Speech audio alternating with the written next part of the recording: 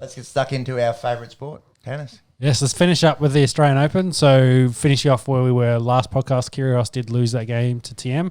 Of course, Kyrgios won the first two. Lost the last three.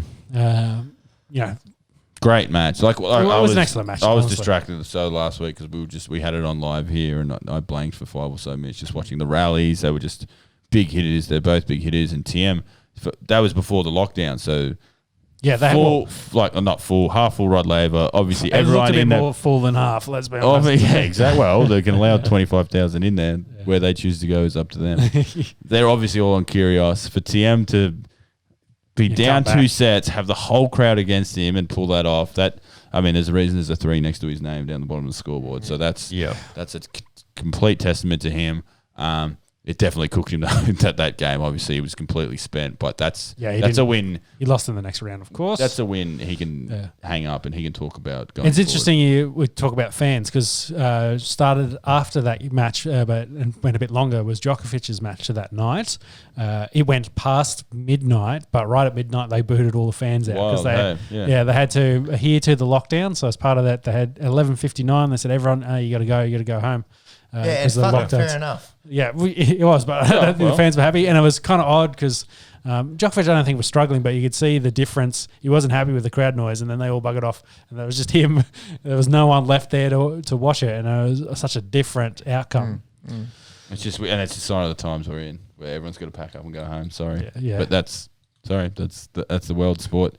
We love it. We put sport above everything, but yeah. So then. For the Aussies, the last one was the Demon. He got knocked out as well. So all the Aussies in the men's side of the draw were knocked out by this point. Yeah, I believe that was the day after we broadcast. The day after we broadcast. Week. Yeah. So Ash Barty made it into the quarters, but then she got knocked out as well. Very disappointing, this one.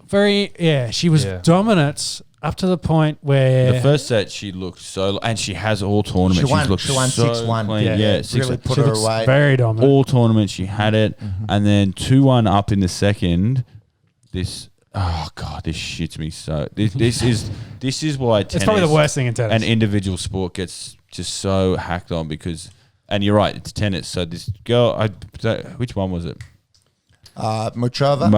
Muchova. She was getting absolutely pantsed, and she stopped. Do you know what she said when she went off the injury timeout? I'm feeling faint. I'm feeling quite faint. And so she stopped.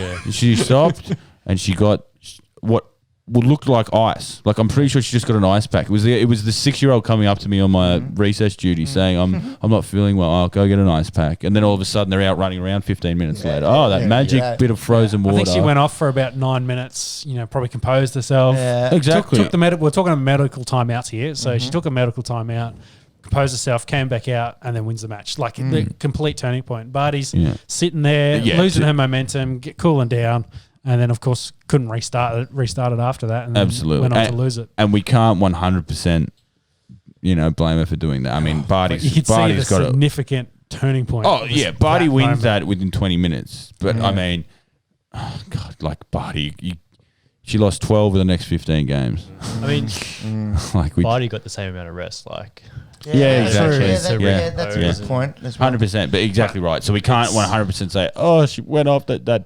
She completely lost it. Yeah. Ash has to put her hand up and say, I'm the number 1 player in the world. I'm playing at home. You put that away. She wants to go off. You go, she's going off because I'm putting her off. You need to just... Exactly. But I think... 12 of the next 15 games. I think the point, though, was, the flow, the momentum. She had it all. It's going her way. And then that's completely changed. But, yes, like you say, she needs to come back out and turn it on, which might lead to kind of our point on crowds. Maybe... This is the bit where kind of affected her. She couldn't come back out. There was no one there to gear her up to get her back in. She's gone. She's had the high, maybe a bit of the adrenaline drop. Probably very tactical. Let's take the medical time out now. I need to break this flow. I know she's so dominant. She's in her zone. Let's get her out of the zone. And then, hopefully she can't get back in it. And that was the case. So, yeah. But I mean, credit to her. Muchova goes down in the next round. But again, when that restart happens again, what are the crowd going to do? Get behind Barty, and then you're lifted, obviously. But she was 6-1 up without the crowd. Yep. So she could 100%. Should have done better. You're the number 1 player in the world. You don't need people clapping you to do better. So we're so proud of Ash. She did such a good job. 100%. If that was Kyrgios, oh my God, he blew that. How can you blow that? So if it's Tomic, we're talking about different tanking. headline. So. exactly right. It's like, poor Ash, she gave it her best, and that damn Muchova put that match, injury time out. Ash has to stick her hand up. She's got to wear that, and because we're so frustrated. I don't know if she'll ever have a better chance to win an AusOpen. She's 24 years old. I hope she's back next year, but we see like Naomi Osaka's back to full fitness. She's flying. Yep. Williams on the way out, that helps, but she's still, making semi-finals at 39. There's women coming through. There's still talent. There's a 15-year-old in Russia just hitting balls against the wall that's coming, Like it's always coming. So when you're in that spot, when you're up. We talk about the window. You're in your window. Exactly. Houston Texans were up 24-0 against Kansas City Chiefs. And they've lost JJ Watt and Deshaun Watson 18 months later. You have your window. You've just got to capitalize. That's it. Hit the point. Hit it then. It's interesting. But Muchova did the same thing. She went, "This is my moment. I'm going to capitalize." Yeah, and she took it. And then she lost the next round. So before the medical timeout, Barty had 7 winners, 7 unforced errors. Muchova had 1 winner, 18 unforced errors. After the medical timeout, Barty had 7 winners, 15 unforced errors. Muchova had 8 winners and 4 unforced errors. She had 4 errors coming back out in 2 sets. That's wild. And that's compared to the 18. Again, credit. God, you've got to give credit to Muchova. I mean, she's manipulated the rules.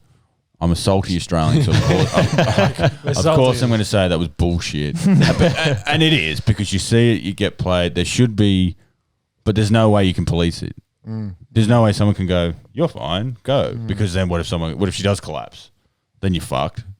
Yeah. But it's just whatever. Yeah. Again, it's that individual sport. It's the pressure on. It's, it's mind game. It's more mind than physical, because they can all hit it back. Look, they're just hitting back to each other. Yeah. That's what they're going to do. Yeah, it's that easy. Yeah, exactly. It's great to watch from here. I've had 7 beers, so give me a racket. Peps, let's go. Go down to the courts. To wrap up the men's division, Nadal got beaten by Tsitsipas. Last night, a great match. Yeah. So Tsitsipas, I think he's number 5 in the seeding for this. Yeah, he's 5. Djokovic has just won his semi, so Djokovic is in the final. Did it easy. He did it straight sets, unfortunately. Shout out to Aslan Karastev. He was qualifier. So his first ever Grand Slam. Ranked 114 in the world. Yeah, ranked outside the top 100. So for him to make a semi-final is unbelievable. He's also 27. He's no spring chicken. No. Yeah. So I think his career prize money is under $1 million. Yeah. So Tsitsipas is versing Medvedev. I will say Medvedev is a short favourite in this. I will 4 versus 5, and 1 of course being the if our unofficial sponsors over there at Sportsbet paying any attention, if I was to have a little punty la tomorrow, Tsitsipas might be interesting at $3 something. Well, Tsitsipas, that match against Nadal was wild. Nadal was up 2-0, and it was 6-all, 5-all in the tiebreaker. And then Tsitsipas won the tiebreaker, won the next 2 sets. That's TM coming back. He's literally on the brink. He's nearly at match point. There, Tsitsipas, and against Nadal as well. So I will toot my own horn. Last week or the week before on the Esky. You've been back in Tsitsipas. The people I back were Tsitsipas, Medvedev, and TM. So Zverev was in there as well. He had 2 out of 3. Me, so Tsitsipas currently 296 on Sportsbet. Put that in with the Colts and the Dolphins to win the divisions, and you're looking juicy there. Yeah, that's on the Esky bet. Hope your printer's working. So in the women's side, Osaka just knocked out Williams, so she's through to the final. Pumped that too. No equaling Margaret Court's 24 Grand Slams in this tournament. Yeah. Serena obviously on 23. And got dominated too. I don't. Well, maybe not dominant. Right word, but she was. No, the match it was. Naomi really had the wood on her. You'd think probably Naomi has the edge over the 22nd seed Jennifer Brady. So Brady won her semi-final and is through to the final. So they're the two. You can't question Serena's greatness. But obviously a little bit of history between these two. The first time Naomi beat her, I think it was the US Open, was sort of Serena was making it all about herself. That massive meltdown she had, like, and you saw Osaka accepting she felt bad about winning her first Grand Slam. Naomi was tearing up as a 19-year-old Grand Slam winner and playing against her idol. She said pre-game, she said, I get nervous playing Serena every time. Like I grew up worshipping this person, and I have to play against her. I have to try and beat her. And again, this is why we hate tennis players, and Serena Williams, the greatest tennis player of all time, perhaps. But the way she acts on the court and off the court, like Naomi Osaka couldn't celebrate her first Grand Slam because her idol was behaving like a fucking child. So don't meet your heroes. Well, there you go. Don't meet your heroes. That's what they say. So to finish off the last point, so the Melbourne lockdown has ended, so they now have 50% crowds back at the tennis, so there will be people in for the finals. But it was quite interesting to see such difference from, say, the Kyrgios match and going to the next day's matches where there's absolutely no one there. There's no atmosphere. Like, it's such a different way to watch tennis. It takes away from it, doesn't it? It really does. Like, it adds such an extra element where, especially with Kyrgios being a showman, as the example, like, it's such a different spectacle versus them just hitting a tennis ball back and forth. Honestly, and then it's the end of the game. It takes all the air out of it. And again, we say it every January rolls around. We get into it. We stay up late. We put a bet on someone we've never heard before because we saw him play. Like, it's great. But that's the good thing about the AusOpen. But I don't know. This year, obviously, like most things, just doesn't feel the same, doesn't feel right. So I've just seen my first Super Rugby ad for Stan. Yep, Stan Sports. So it looks like you're still gonna have to pay to watch the rugby. Anyway, the last story to finish up, Dylan Alcock wins his 7th straight Australian Open to take it to 12 Grand Slams. I just wanted to give Dylan a shout out for his effort and his work. Unbelievable. Dude, you seen the size of that bloke's shoulders? Yeah, he's an absolute weapon on the tennis court. A little bit of chat. He's sometimes on Triple J. Great commentator. Does a lot of great work around. So shout out to Dylan. Well done, boy.